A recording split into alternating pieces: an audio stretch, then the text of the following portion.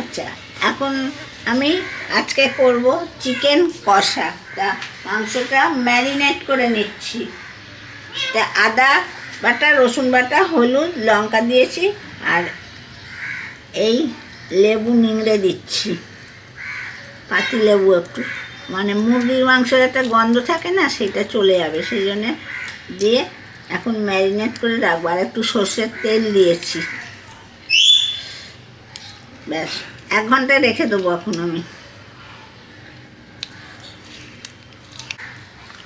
এটা আমি এখন মাখাচ্ছি, ভালো করে মাখিয়ে রেখে দেবো।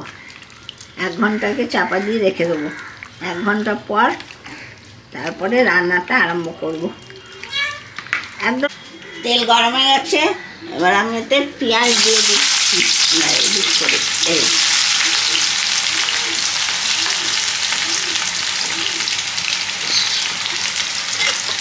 পেঁয়াজটা এখন ভালো করে ভাজা হবে, বেশি লাল হবে না, আবার বেশি সাদাও থাকবে না।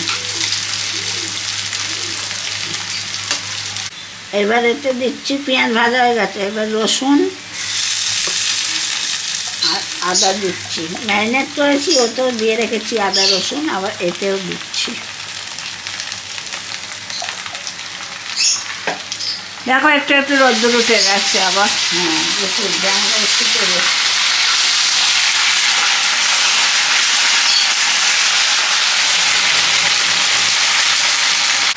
এবার এতে দিচ্ছি জিরে,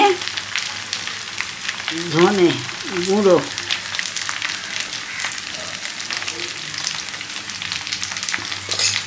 আর দেব হলুদ।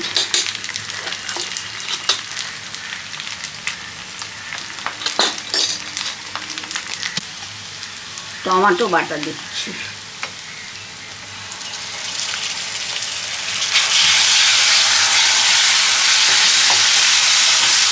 এবার দিচ্ছি একটু কাশ্মীরি লঙ্কা গুঁড়ো,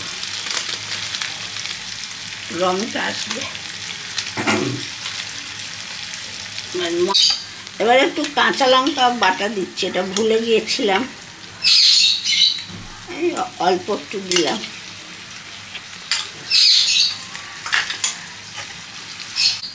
এবার মাংস দিয়ে দিচ্ছি।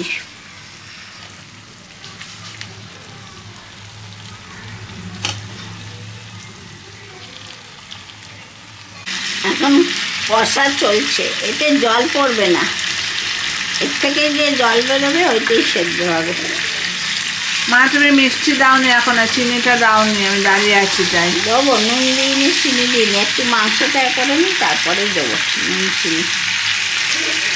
এবার দিচ্ছি, চিনি দিলাম একটু, নুন দেবো।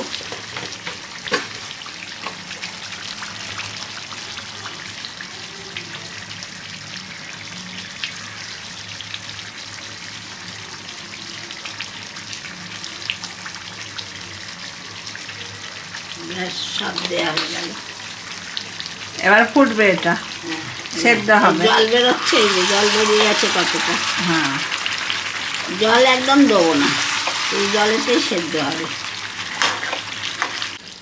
হয়ে গেল চিকেন কষা, জল ছাড়া। জল ছাড়া, একটু জল দিইনি, এরকম রয়েছে সব, এই যে রয়েছে, হয়ে গেছে।